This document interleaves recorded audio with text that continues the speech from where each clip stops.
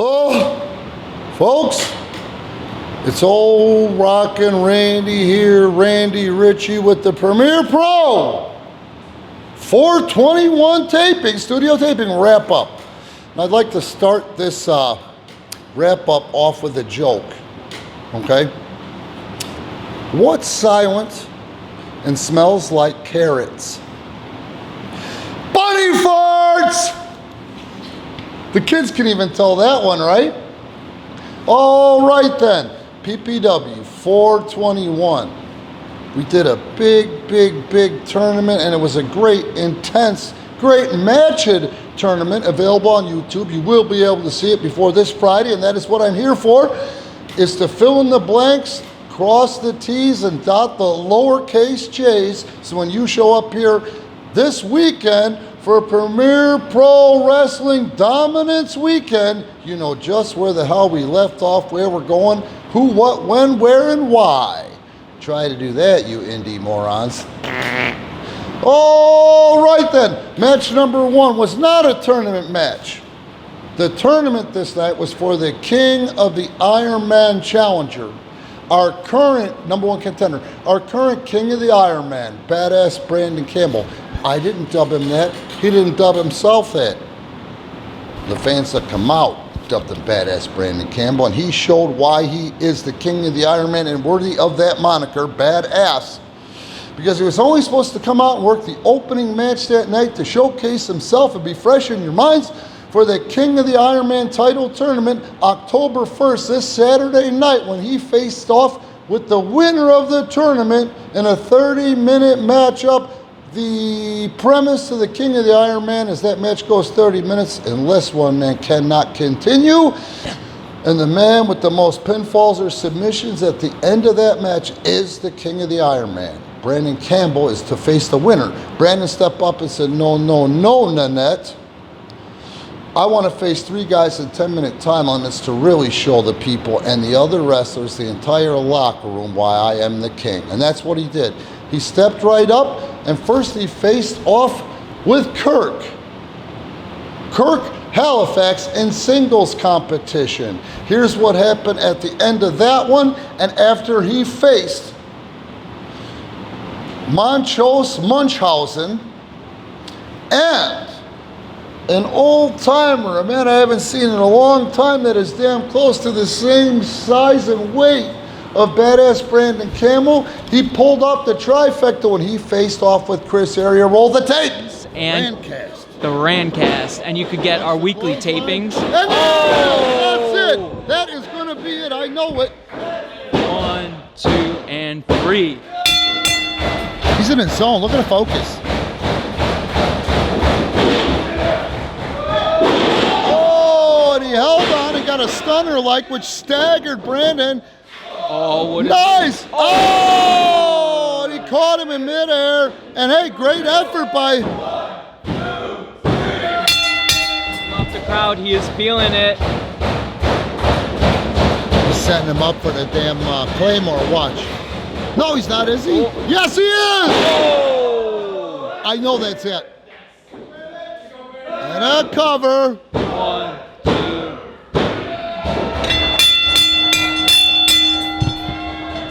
And nobody wants to hear Big Papa talk all night about what happened and see the video. You guys won't stay here that long for it. Hell, I'm getting even sick of hearing myself, and I love the sound of my own voice. So, on with the tournament. Charlie Hustle was able to get the edge over the American Beard.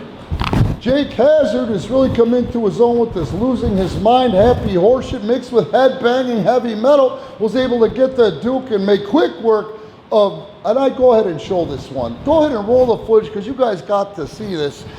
This match is so short but so worth it as Jake Hazard does something similar to what Brock Lesnar does, but it's not the F5, it's the F666. Across that top rope, and guess what? What's he gonna do? Throws that clothesline, gives him an elbow, and Jake Hazard's got him up in that big finishing move. He calls it the F666. Oh! A 1, a 2, a 3. Did I tell you or did I tell you? It's nice to see these young talents come into their own, especially with Old Rock and Randy's thumbprint on him. The unknown soldier stepped in the ring and he faced off and actually gave one hell of a run to Jose Acosta. Acosta was able to inch by on that one. Of course, he's the current PPW heavyweight champion. He's got a trick or two up his sleeve. And then Marcus the Science Smith faced off with a returning Slick Willie. Little Willie won't go home. But at the end of the day, with help from Charlie Hustle, you guessed it, Marcus the Science Smith was able to inch by, and of course giving himself all the credit. Then the young Patriot faced off with the veteran, the American Ninja Warrior Sensei. Sensei won that one.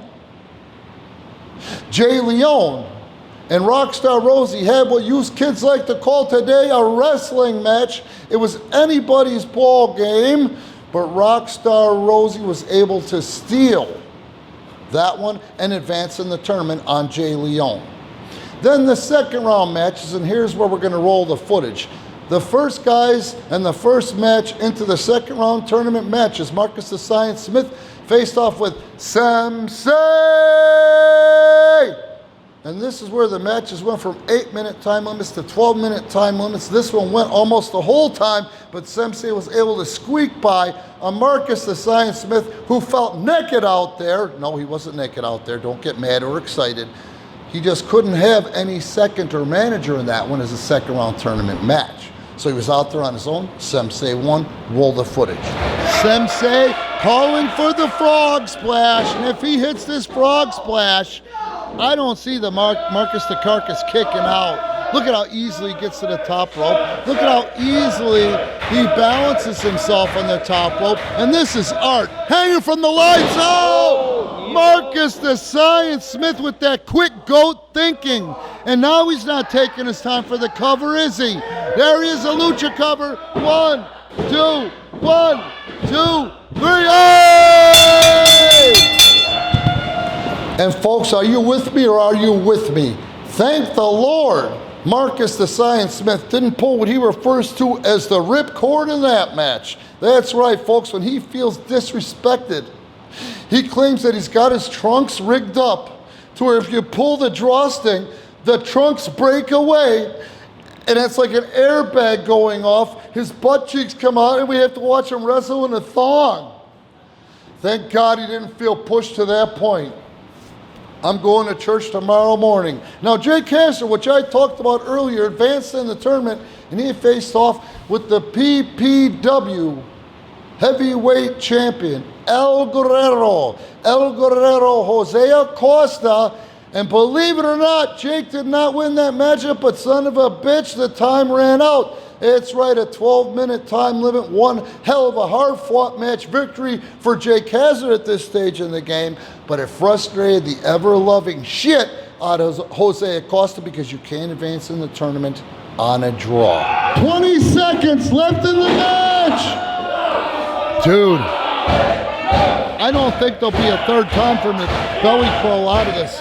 10, 9, 8, 7, 6, 5, 4, 3, 2, 1.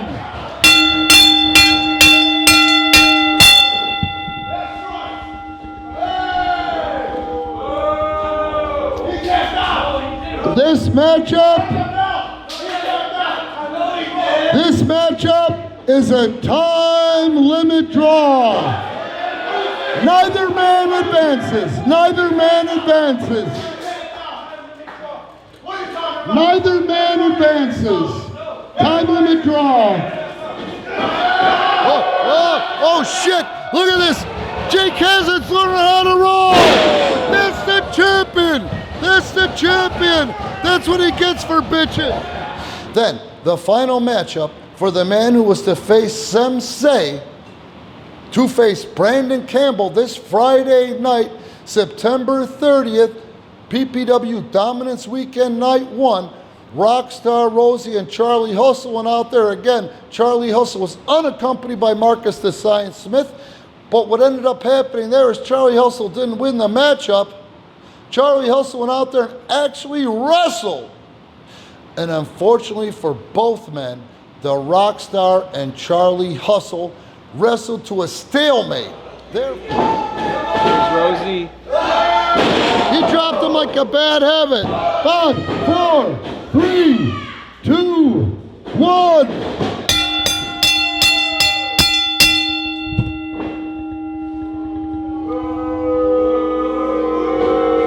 This match is a draw. This match is a time limit draw.